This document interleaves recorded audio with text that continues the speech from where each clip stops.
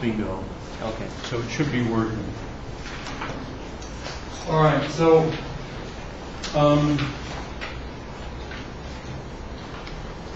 what I don't remember is exactly where we were in the Fourier series. Which have we? I think we finished we certainly finished the square law, right?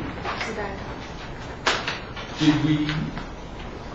We didn't finish the piecewise continuous, or did we?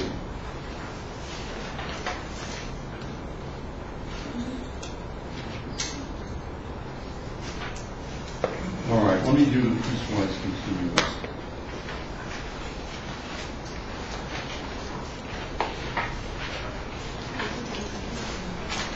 Wait a minute, no.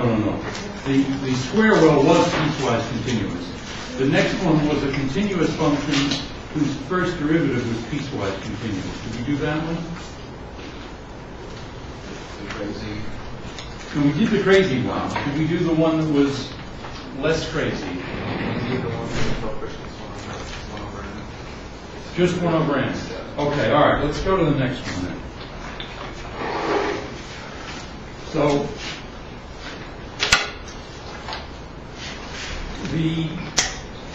we did a square well. This is a function that's only piecewise continuous.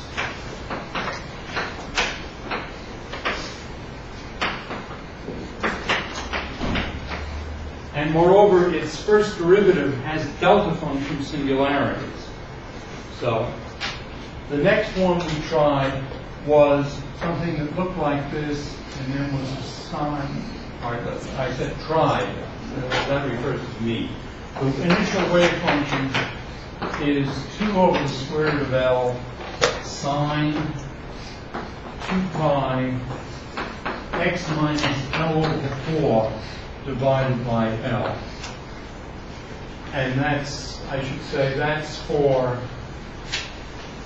x less than or equal to 3L over 4, greater than or equal to L over 4, and 0 for,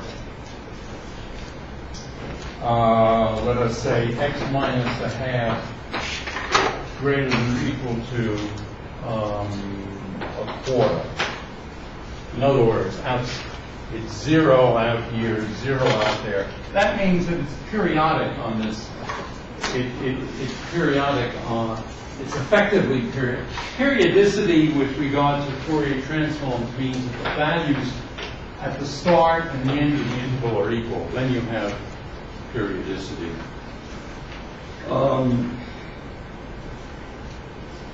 Okay, so this one is a continuous function. Its first derivative, however, is only piecewise continuous because the first derivative is 0, then it's a cosine, and then it's 0 again. So we expect a little bit of trouble to arise from that. All right, let's see what the coefficients are. C sub n is integral 0 to L, square root of 2 over L, sine pi n x over L, psi of x is 0 dx. And so that is 2 root 2 over L, integral L over 4 to 3L over 4, sine pi n x over L, sine 2 pi x minus L over 4 over L dx. And it turns out that this is equal to minus square root of 2 over pi, 4 divided by n squared minus 4, except this is for n not equal to 2, 0, n equal to 2. Okay, so that's the solution, and now I guess I should display it.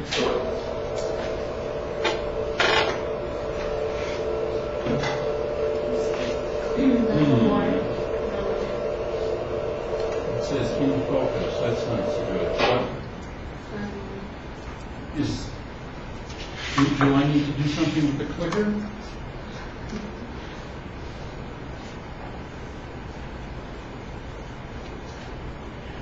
Is there a CRT? I've got There video. might be a monitor button. Should I hit? Oh, computer. Yeah. Sometimes you have to hit the. Yeah. That's all it's not going to use.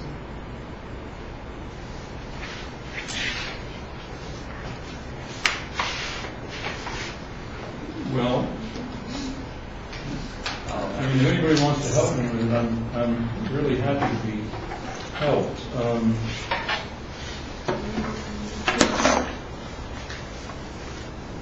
Do you Unplug it, the computer, and plug it back in. I don't know. Is there a button that does something?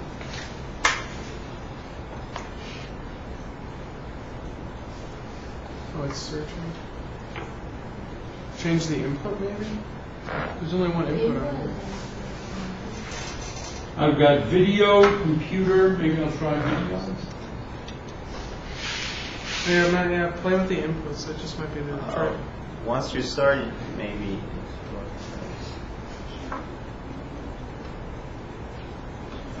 Ah, there we go. All right. What was the magic? It was computer. All right, it was your end. Okay, so we want to look at the. Excuse me. Not that Professor. one. Go further. Excuse me. No, go on. That was the one that had where the function itself was only piecewise continuous. That's not really very good. Okay, I think that's what we want. Yes. Can you bring it down a little bit? Yeah, great. Okay, so here,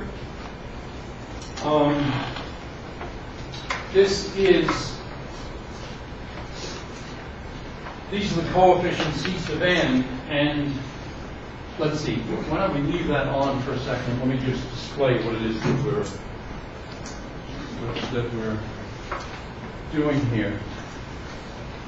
The function then is psi of x and 0, we're expanding as a sum, Cn square root of 2 over L sine pi n x over L. And this is what we see, and we see now because we have continuity of the function, the Fourier series with just 10 terms is the green, and you see it is a pretty good fit. It's really very excellent here, it doesn't quite do it at the top. On the other hand, the blue curve is with 100 terms, and the blue curve is really very good. You just see a little bit of deviation here, and I really can't see any deviation anywhere else. And notice the deviation is where the first derivative has a discontinuity. The series with 1,000 terms was so good that it blocked out the red curve, which is the original function itself. And so I deleted that from the figure because it obscured the original curve, the red curve, which is the exact wave function psi of x and 0. Okay. Now, how does this evolve in time? Well, it evolves in time in the following way. Psi of x and t is some Cn square root of 2 over L sine pi n x over L e to the minus I h bar n pi squared t over 2m L squared. Remember, we've been expanding here in terms of the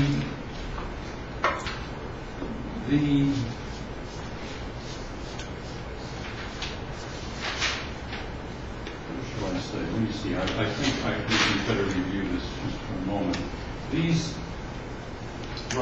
functions 2 these functions are the eigenfunctions of the Hamiltonian, which is just a square-well Hamiltonian. These are the eigenfunctions on the interval 0 to L, and they have energy En is equal to h bar squared over 2m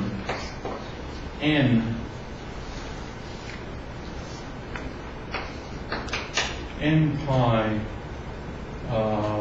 over L squared. So this is e to the minus I e sub n t over h bar. Because there are two h bars here, there's one h bar in there. Okay, well now how does that series, what does it look like for the, and this is from n equals 1 to infinity. What does this series look like in this, as a function of time? And if you flip off, what you see is that the evolution is much calmer than in the case where the function was only piecewise continuous. And so what we see here is the wave function at time 0 is the red curve, and these are all with, let's see, I should have mentioned how many points, and I didn't say how many terms here. I need to say that, let's see what it says. These are 1,000-term Fourier series, and so red is time 0. The blue dots are 10 to the minus 3 times tau. There's a natural time associated with this. Tau is equal to 2m L squared over h bar squared, over h bar, not h bar squared.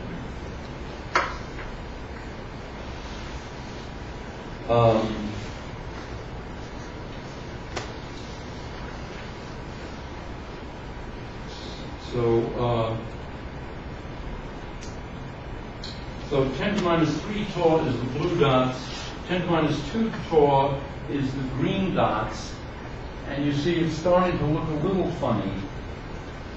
And then t equals tau is what I call cyan. I don't really know if that's cyan, but anyway, you see it's starting to look there's a little bit of madness creeping in at t equal tau, and that's due to the discontinuities in the first derivative at essentially at this point in that point. Okay, I think any questions?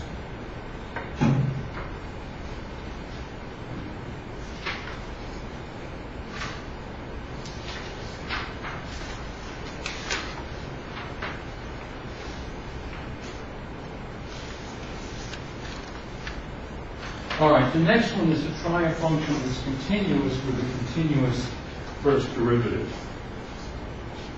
And of course, that, like the others, satisfies the periodic boundary conditions to say that is psi at 0 is psi at L.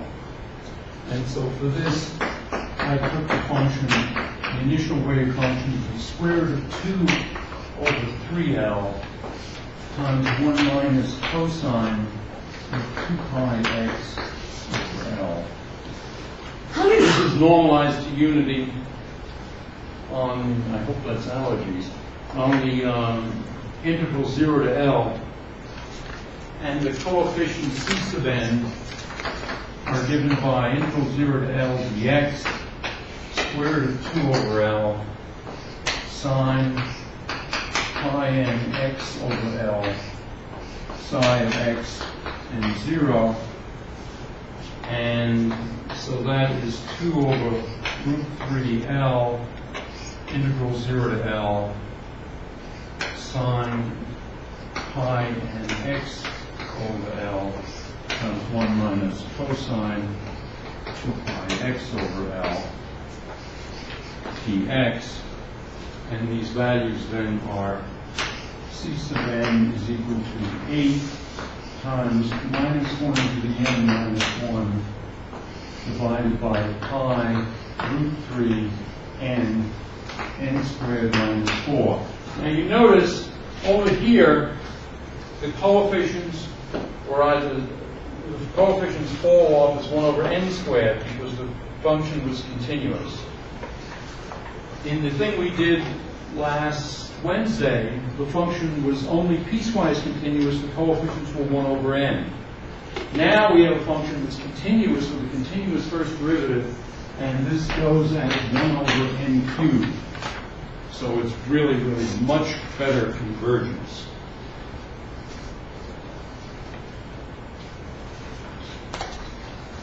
The Fourier series now, with the psi of x and 0 being a sum here from n equals 1 to infinity, c sub n square root of 2 over L sine pi n x over L. These are continuous functions. The convergence is so rapid because it's 1 over n cubed that it in fact converges uniformly. And in fact, we had a theorem back there that if we had a function that was continuous with a continuous first derivative and periodic, the Fourier series would converge uniformly on the interval. So that's why the convergence is uniform on the interval. And the reason it's uniform is the 1 over n cubed. Moreover, if we have a uniformly convergent sequence of continuous functions, then the limit function has to be continuous. So the function is converging to a continuous function. Of course, we already knew that this was a continuous function. We started out with a continuous function. It's also true, however, that when you evolve this further, when you evolve this in time, namely as a sum n equals 1 to infinity, c sub n root 2 over L, that's L.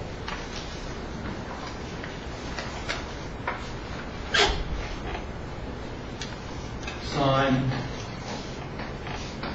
pi n x over L times e to the minus I h bar n pi squared t over 2m L squared.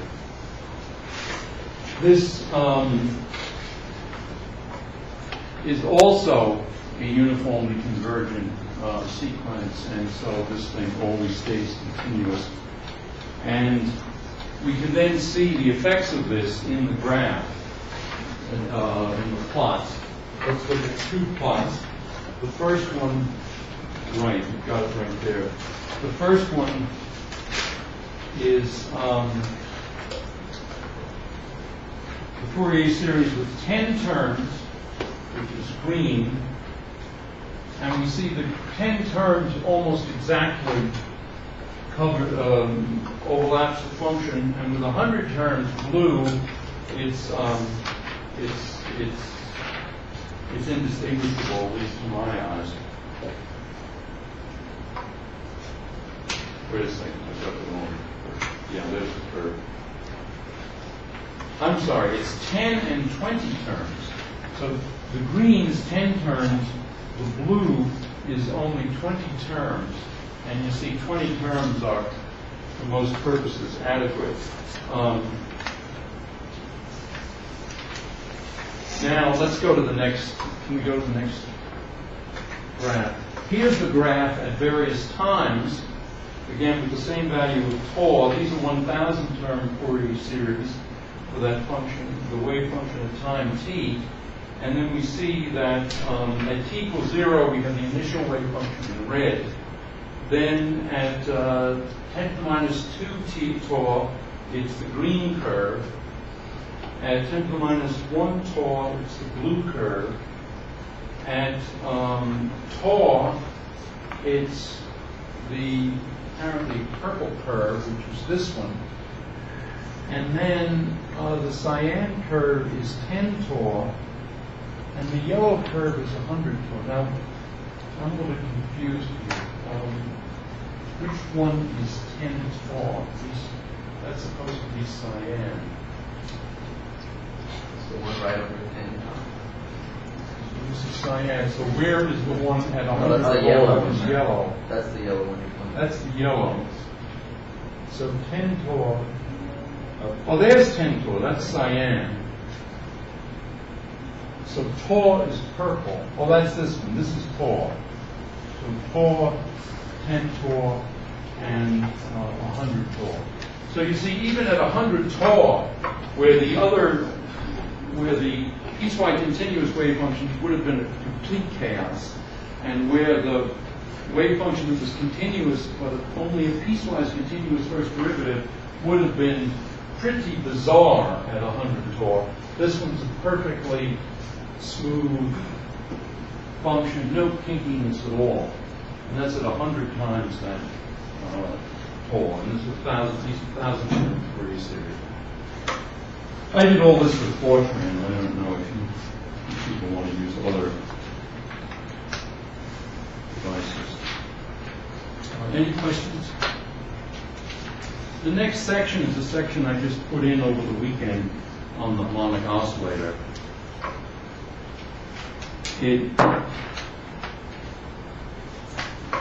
I suppose it's worth doing, so you've probably seen this, but it's all. I guess good to see the harmonic oscillator again. So we have p squared over 2m plus a half. Oh, wow, there's a mistake there. That's an m, isn't it? I left out the m. Do you have a pencil or something? I really want to circle that. Thank you. Remember the commutation relations for Q and P are QP minus PQ equals IH bar. If you define either lowering and raising or annihilation creation operators as square root of m omega over h bar q plus it over m omega, a dagger has the same thing, m omega over h bar q minus it over m omega. And we find they have the commutation relation a dagger is equal to 1, and in terms of them, the Hamiltonian is omega, h bar omega, times a dagger a plus a half. Okay, so that's the usual treatment of the harmonic oscillator. But the question then is, what really are the eigenstates? And so the point is that there is an eigenstate, a unique eigenstate, that is annihilated by the annihilation operator. So this is the equation m over omega, m omega over 2h bar. There's a 2 here. And here. Q prime times Q plus IP over m omega 0. So this is the equation that the annihilation operator annihilates the state. But to show that such a state actually exists, we're going to solve for its wave function. Remember that here Q is an eigenstate of Q. I'm sorry. Q prime is an eigenstate of Q with an eigenvalue of Q prime. It's a position eigenstate. Consequently, we have that Q prime, the operator Q, is equal to Q prime times the draw for Q. And P, or I should say Q prime P on the state is H bar over I d by dq prime of the wave function of the state 0. So this differential equation, which is the differential equation for the state that's annihilated by A, this differential equation is d of the wave function q prime 0 dq prime is equal to minus m omega over h bar q prime 0. This is a simple differential equation. It's one of my favorite differential equations. I relax when I see this differential equation.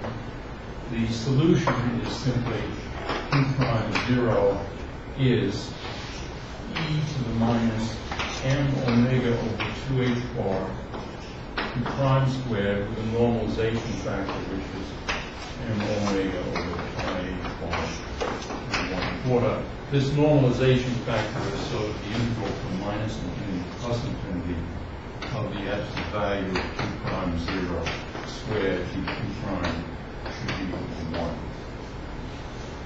That's just saying the probability of the particle being somewhere is 1. Okay, so since this state is normalizable and satisfies this differential equation, there is a state such that A annihilates. The other states, eigenstates of the harmonic oscillator are n equal to 1 over square root of n factorial a dagger to the nth power on this ground state. So that's why it's worth solving for the ground state, to show it exists, because it's the basis on which all the others are erected. Here, n factorial, of course, is n minus 1, 2, 1, 3, 2, 1, and so forth. 0 factorial is 1. It's defined as 1, and that's consistent with the more general definition of the factorial for fractional or even negative numbers. The energy eigenstates are h bar omega n plus a half, and the identity operator then is just the sum on n from 0 to infinity of the outer products of these states n. And that means that any initial state psi has an expansion I psi, which is just a sum n equals 0 to infinity n psi. So these coefficients and these inner products of the ket for the arbitrary wave function psi with the bra of the nth eigenstate of the Hamiltonian. These coefficients then are the ones appropriate for the expansion in terms of the eigenstates, both Hamiltonians. And we know the energies of these states, so we can figure the time evolution of this state, namely psi of t would be e to the minus I h bar t over h bar on psi, and this will just be sum n equals 0 infinity e to the minus I h t over h bar on n times n psi. But this just gives us a sum n equals 0 to infinity e to the minus I e sub n, and e sub n is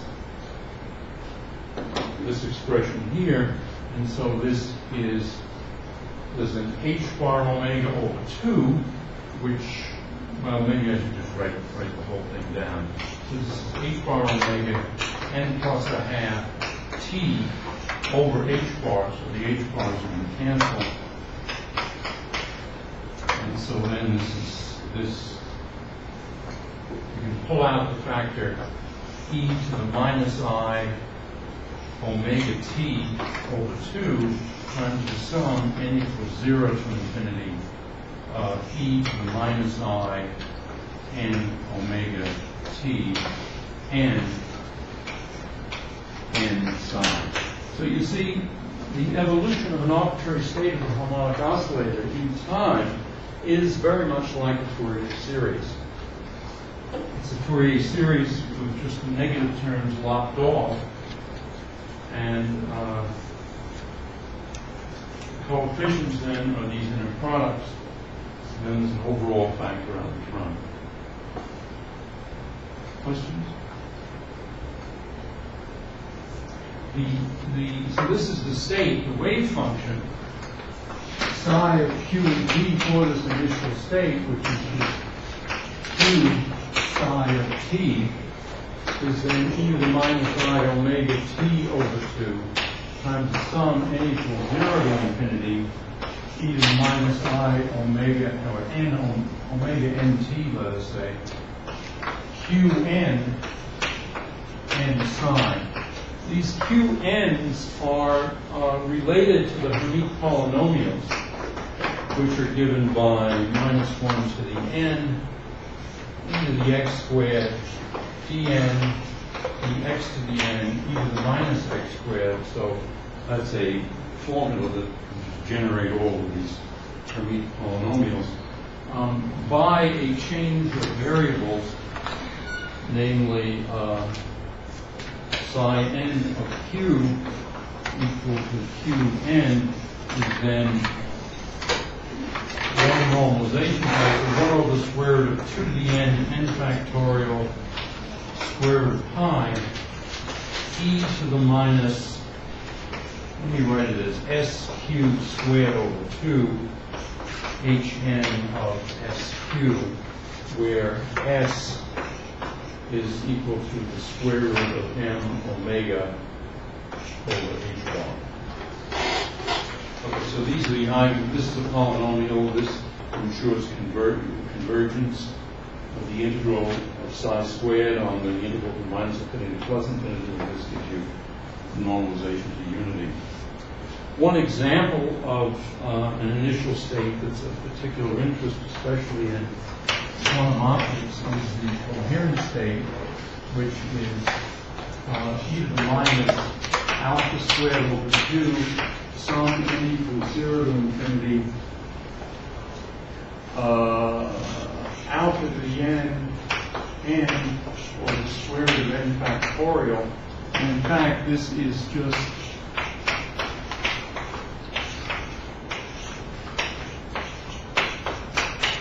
one way of writing it is e to the alpha a dagger acting on the vacuum with this normalization, with this convergence factor in front. And alpha here is any complex number.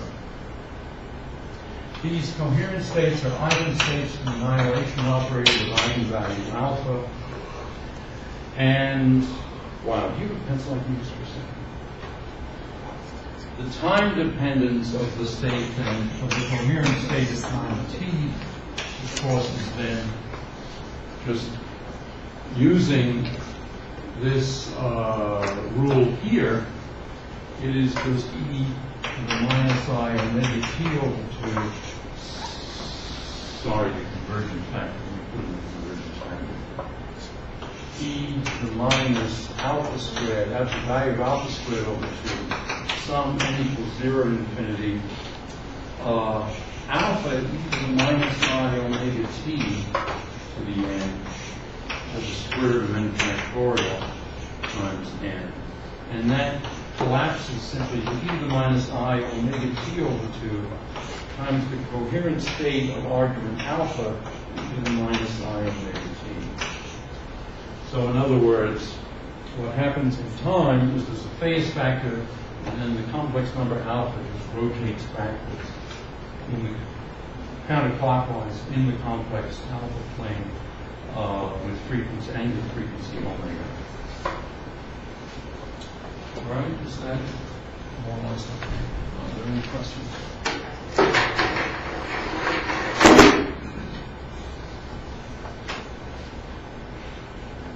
These things are called coherent states. And just a word about non-relativistic strings. Suppose we have some sort of string, and we clamp both ends of the string here down at 0 and L. So then the y displacement is such that y at 0 and t will equal y at L and t will be equal to 0, and then we just do whatever we want to a string in between. It turns out that if the amplitude is small, then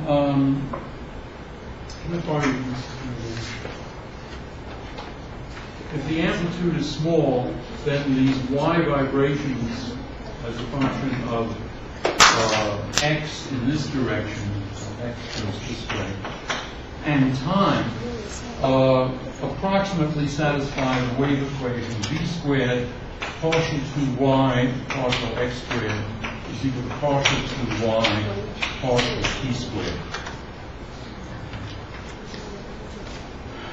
Of course, this is really a math methods course, so what I do is I basically am using the physics in the math methods course so that you learn the math methods in the context of physics, but we don't have time to derive all of the physics, but maybe you can do it yourselves as I'm writing it on the board. In any event, the solutions of this are yn of x and t equal to sine n pi x over L. Now this obviously satisfies these boundary conditions, because when x is equal to 0, this is 0, and x equals L, it's still 0 as long as n is an integer.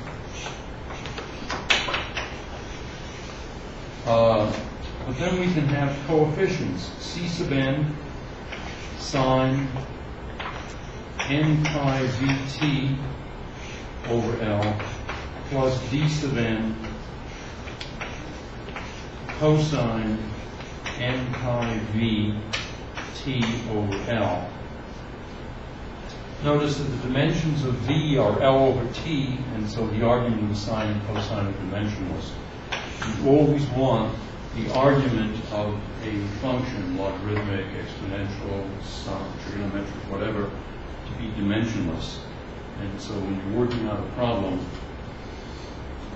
it's a good idea every now and then to check whether the dimensions make sense. We ought to verify that this is a solution of this equation. The d by dx squared is going to give us, let me see if I can just do this on the fly. We have here v squared d by dx squared. Well, d by dx squared here is going to give us n pi over L squared with a minus sign. So this is v squared y double prime. And then the time derivative of this function over there is going to give us, well, the same thing, namely, well, I should have said y, and it's going to, the sine and the cosine are both going to kick out an n pi v over L squared with a minus sign times y. And so this is equal to y double dot. So this is then a solution of the wave equation. And moreover, you can, since the wave equation is linear in y, you can add together you can add together a constant times yn plus another constant times yn plus 1 and so forth, and sum over all n's.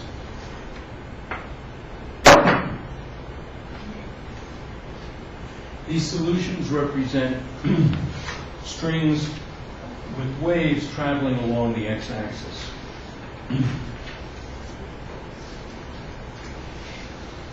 Questions? Why not relativistic? Why not just this string? What? Why is it non-relativistic? No, I know why it is. Why do you have to mention it in the title? Is that necessary? Is the relativistic string in the future? Yeah, actually, I do relativistic string back in there's a chapter on string, on sort of bird's eye view of string theory.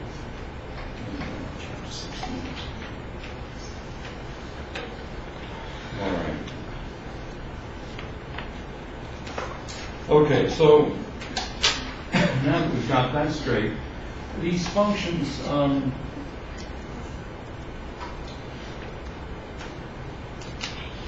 the functions that satisfy these boundary conditions, 0 and L, that is to say they're clamped down,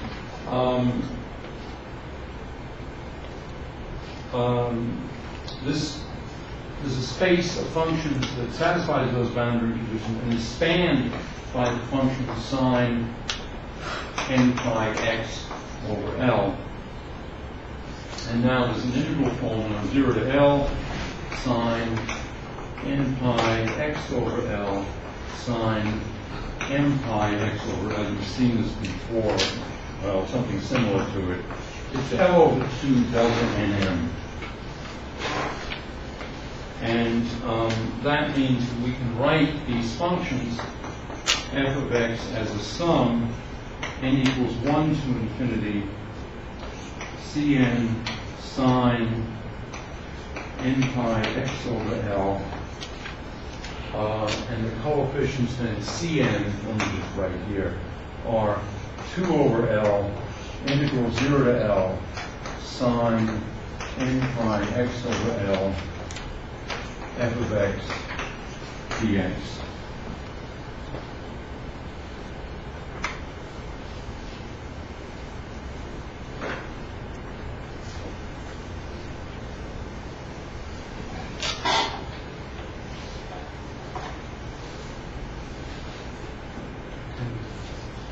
And in particular, you can infer from this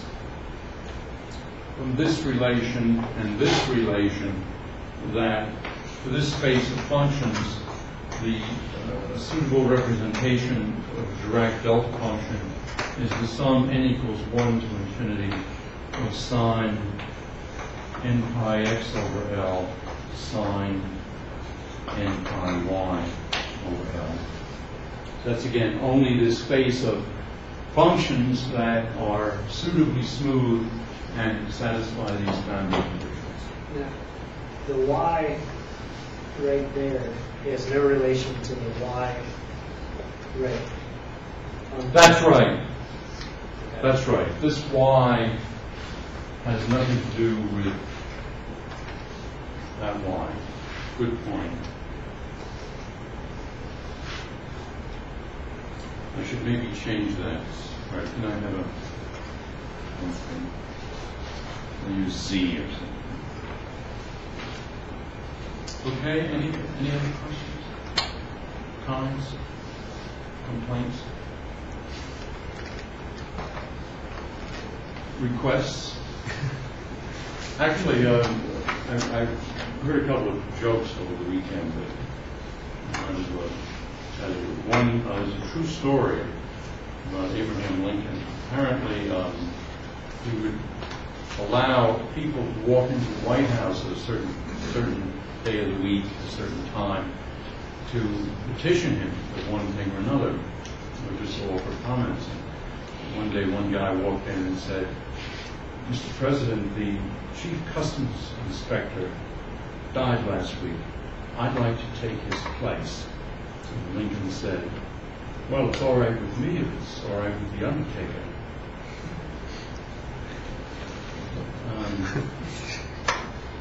Another, I guess I need to improve my delivery. Anyway, another joke, which is an old joke about Chicago politics, which has been as dirty as politics gets in this country, more or less. Probably it's not as bad as it gets, but it's anyway. A woman in southern Illinois died, and in her will she had written that she wanted to be buried in Chicago because she wanted to remain politically active. Yes. Right.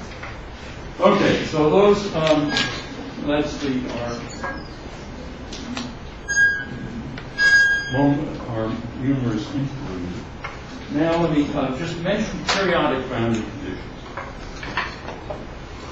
All right, remember that, of course,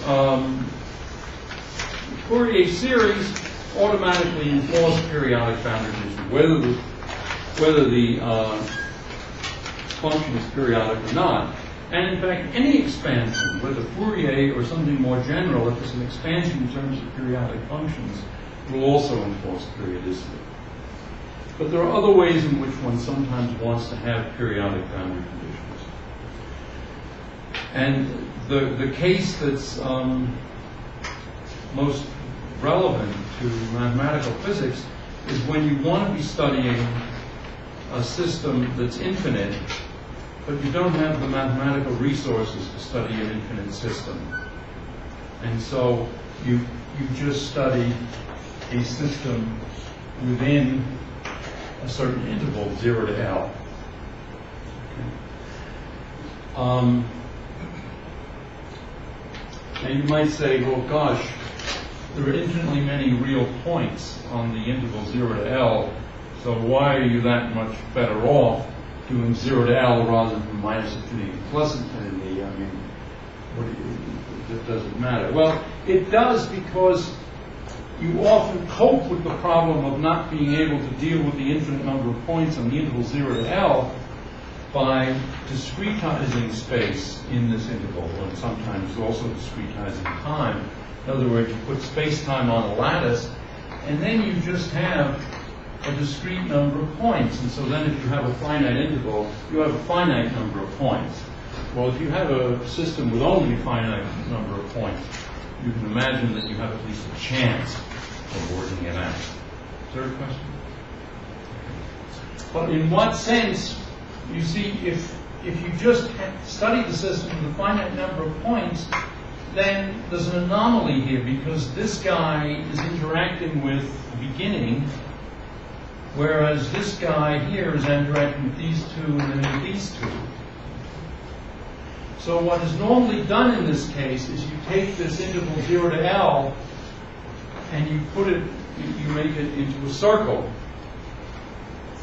Actually, like the DNA of a bacterium. Most bacteria have circular DNA. And so then, in fact, there are, now that I think about it, it's very much like this, because you have, this is a sequence of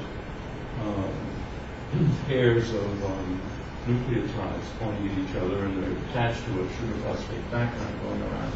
Anyway, so you then organize things, you can organize them then in a circle, and then the effects, these anomalous effects of the two endpoints go away, because this guy can now interact with this guy, and to a lesser extent all of these, and so forth.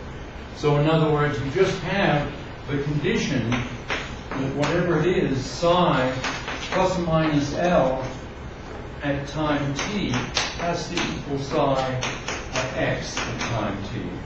Or more simply, psi of L in t has to equal psi 0. And then you identify, well, it's basically that when you go beyond L, you're at a point that's the same as if you didn't go around the circle at all. So that's the way in which periodic boundary conditions often come into physics. It's that you treat a problem that's too hard to handle with infinitely many points, you make it a finite problem with a finite number of points, but then you put it in a circle so that you restore the symmetry, the translation invariance, which is important for the true system, because if your true system is infinite, then it's translationally invariant. Here, translation invariance just means you go around on this, and when you go around, every point is it's not the same, but it's the same system repeated, say, n times as you go around the circle. In 3 dimensions, it looks like this: psi of L, y, z, t equals psi of 0, y, z, t. Psi of x, L, z, t equals psi of x, 0, z, t. Psi of x, y, L, t equals psi of x, y, 0, t. So these are the periodic boundary conditions. They're used all over physics, and in fact, in most texts, people never explain to you why it is that you might want to do this, and they just say, using periodic boundary conditions, without telling you what the real advantage of periodic boundary conditions is. Could you also say that this is a Born-von Karman? This is a what? Born-von Karman boundary condition. I have no idea. But, Because every once in a while I'll be reading, like Cattell, like Charles Cattell's solid state physics book, and he'll say like the von Karman boundary condition. I never used Cattell's book, so I don't know. If you bring it in, I'd be grateful to see exactly what it is that he means by that. Well, yeah, because like I've always been confused. Does it mean like a periodic boundary condition in general, in terms of 3 dimension, or is it specific only to this ring type problem in 1 dimension? Yeah. I've never heard of it. Well, hell, I mean, we've got all these laptops here. Well, this is the only one that's open. I don't think we're going to need any more graphics. Why don't you Google, what is it? Born what? Born is B-O-R-N. Karman. With a von. Born? Yeah. Karman or Von. Von Karman. V-O-N. Space. So B-O-R-N space V-O-N space. Karman. And maybe do wiki. That would be get us the most clear thing. Oh, hey, it's coming up here. That's great. Why don't we see what? Oh, you're having trouble getting to the internet or something? Yeah. All right. Well, look. Why don't you play with that, and I'll go on with the lectures in a moment. All right. An example of periodic boundary conditions is, let us suppose the system is simply p squared over 2m. We're talking only about a free Hamiltonian for a non-relativistic particle of mass m. Then the wave functions size of p of x, which are xp, are EPI x dot p over h bar divided by 2 pi h bar to the 3/2. Now, if we want these to satisfy periodic boundary conditions on the cube of side L, then what we have to do is have P equal to 2 pi h bar over L times a vector n of integers.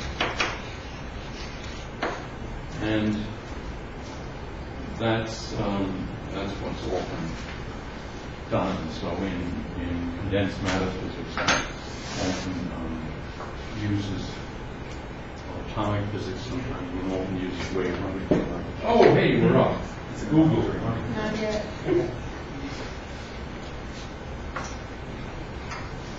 Oh God, you have to go through that. I don't know what is so important about keeping the student outsiders out of our internet. When students downloading movies from Netflix 24/7. What does it matter if somebody illicitly Googles something? Okay, so there we are. That's great. Let's find out what this is then.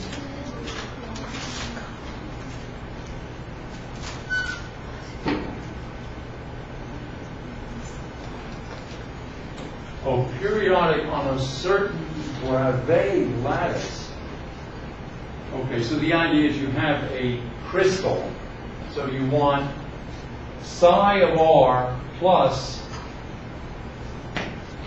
an integer ni times a sub I. And the ai are what are called the primitive vectors in the lattice. And I think if you have one point in the lattice, then the nearest neighbors in a particular in various directions are separated from the.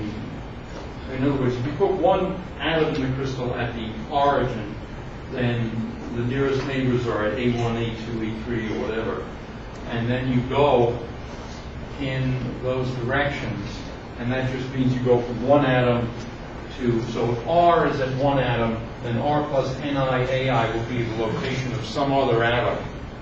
And you then have these periodic boundary conditions. And so those are periodic boundary conditions that are appropriate for the solid state physics of an ideal crystal. And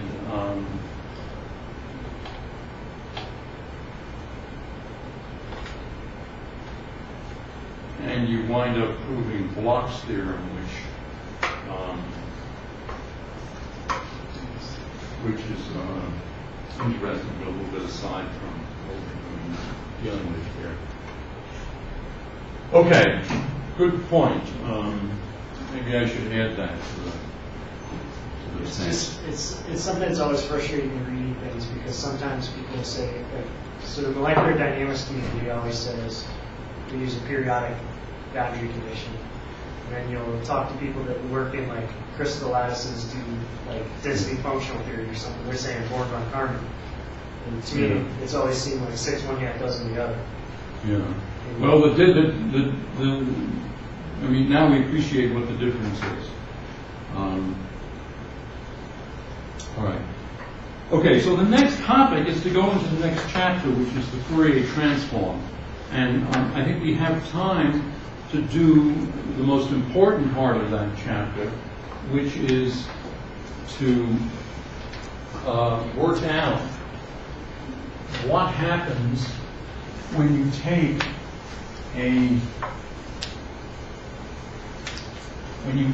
the Fourier series relations for an interval of length L, or better yet, an interval of length 2L.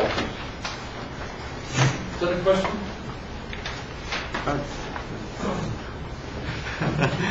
So let's take an interval of length 2L. Well, what do you know? I did L, just an interval of length L. So let's do an interval of length L, and we're going from minus L to L. Minus L over 2 to L over 2. So we can expand the function f of x as a sum. N equals minus infinity plus infinity. C sub n e b I 2pi n x over L. And I'm putting in a square root of L. The inverse, the function, the coefficients are integral minus L over 2 to L over 2, e to the minus I, 2pi n x over L, divided by square root of L, f of x dx. Okay. So those are the basic Fourier transform relations, Fourier series relations that we've been going through for the past couple of weeks. Now, what we want to do now is take the limit as L goes to infinity and see what happens. So we're taking the limit L goes to infinity. And let's see what happens here.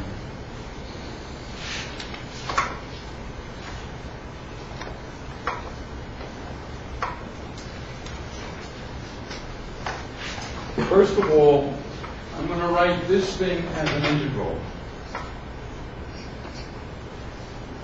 So I'm going to say this is an integral from minus infinity to plus infinity, but now it's basically dn c of n times e vi 2pi n x over L divided by square root of L. So in other words, here the sum over n, and going from minus infinity to plus infinity, you can imagine that this function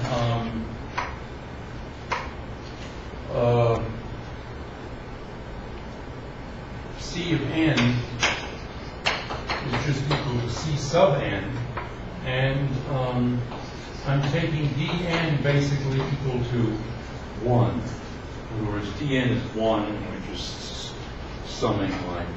So if dn is 1, then this sum is the same as that. Now we're going to set k equal to 2pi n over L. And that means then the dn is going to be k, it's going to be lk over 2pi. Or LDK, I should say.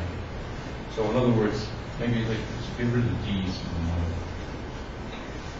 N is going to be LK over 2 pi, and so then dN is going to be L over 2 pi dk.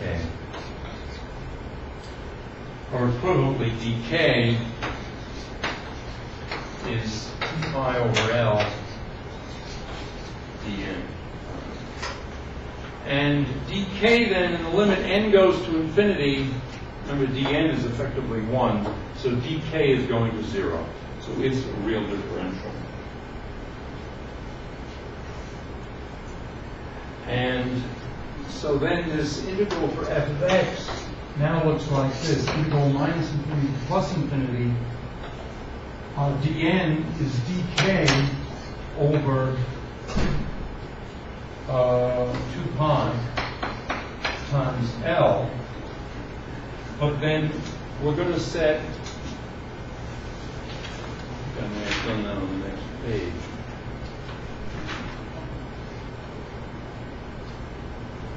Oh, there's a square root of L here. So this square root of L goes into that L, so we just get square root of L. Then we have C of N, EBI KX. So that's where we are now. And now we say that square root of L, C sub N, or C of N, which is the same thing, we're going to define that as square root of 2 pi, S hat of K. So in other words, our formula now is f of x equals integral minus infinity to plus infinity f hat of K, EBI of Kx, dk over the square root of 2 pi. Now what is f hat? Well, f hat is what's called the inverse Fourier transform. And f hat of K goes the limit L goes to infinity, square root of L over 2 pi, C of N, which is the limit L goes to infinity, square root of L over 2 pi, integral minus L to L, because that's what C sub N is, integral minus L to L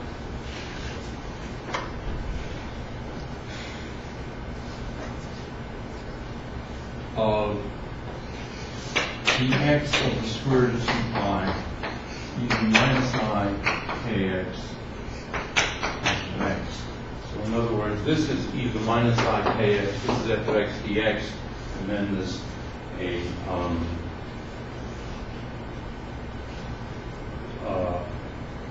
1 over, right, all right, I've gotten, there's this, and then there's a square root of L there.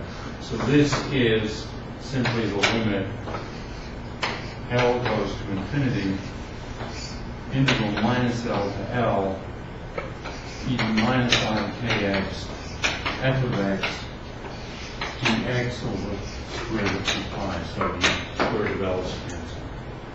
So the two relations then are f hat of k equals, and if I take the limit, well, that's exactly what this means.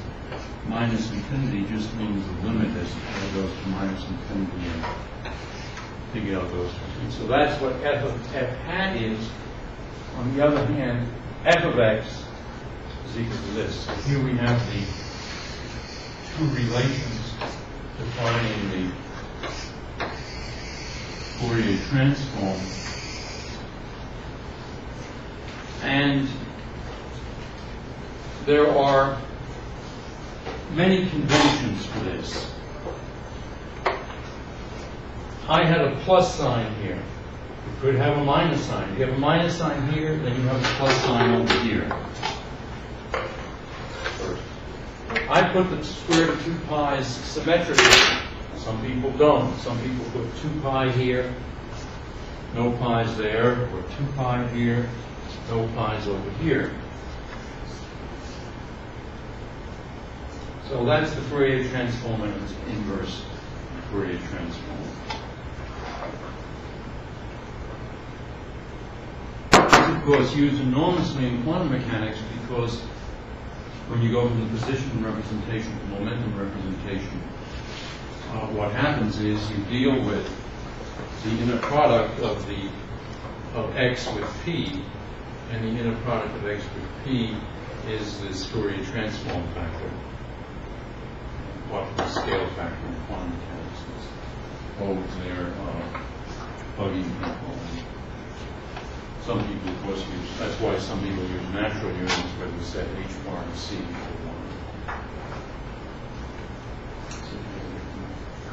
1. Okay. Well, let's do an example. One of the really important examples is the Fourier transform of the Gaussian.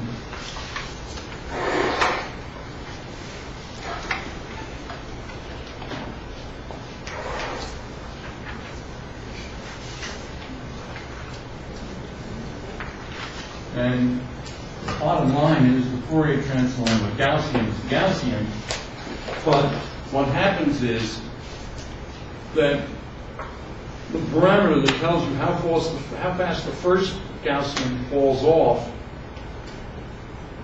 is the inverse of the parameter that tells you how fast the Gaussian that is its Fourier transform falls off.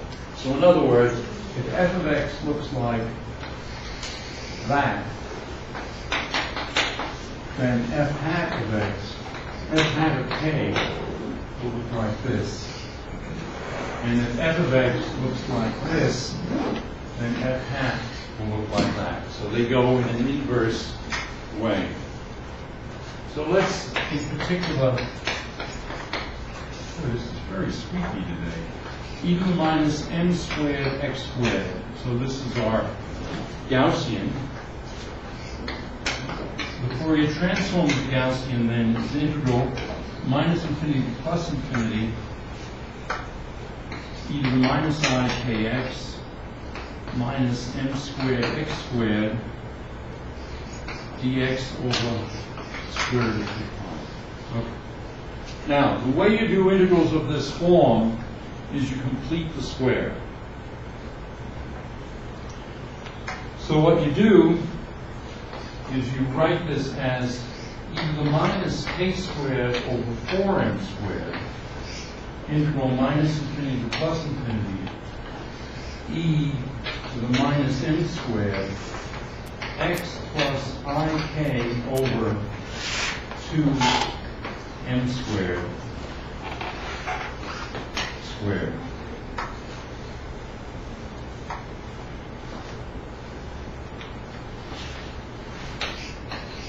Square root of 2 pi dx.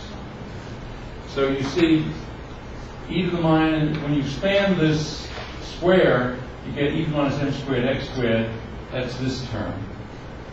You then get a cross term, which is e to the minus, the m squared cancels, the 2 cancels, and you get e to the minus I kx, which is this term.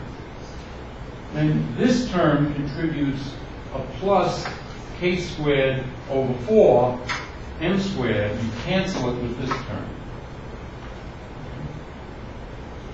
This is an important technique. Okay, so that's how completing the square goes. Notice that the biggest term was minus m squared x squared, so I made sure that the coefficient of the square was minus m squared and that x appeared with coefficient 1 here. All right, well, that tells you that f hat of k is e to the minus k squared over 4m squared. Well, this explains this phenomenon that I told you about. Because if m is big, then this f of x is like this, but in that case, f hat of k is like that. On the other hand, if m is really tiny, so f of x looks like this, then f of k is k squared over something tiny, so it looks like that.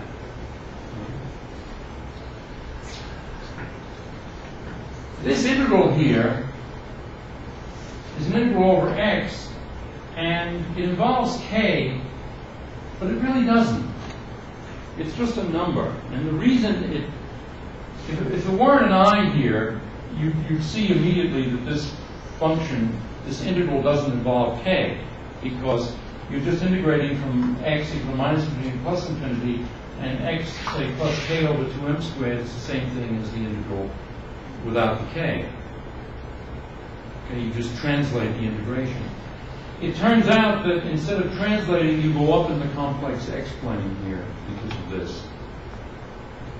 But when we study complex variable theory in a few weeks, we'll see that that doesn't make any difference either.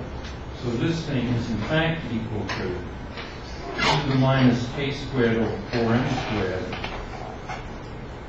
times the integral minus infinity to plus infinity e to the minus m squared x squared dx over the square root of 2 times.